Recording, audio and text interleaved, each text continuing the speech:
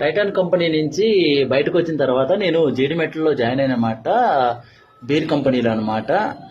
అక్కడ 1 year చేశానండి as a store కీపర్గా.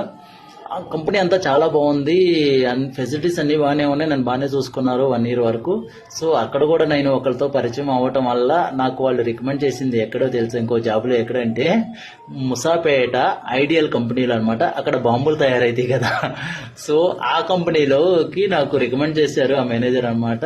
అక్కడికి రావటం జరిగింది. నేను ముసాపేట వచ్చి పడ్డాను అనమాట, షాపూర్ నుంచి ముసాపేట వచ్చి పడ్డాను. చూస్తున్నా ట్రావెల్ ఎలా జరుగుతుందో. బంతపల్లి షాపూర్ నుంచి ముసాపేటకు వచ్చాను అనమాట.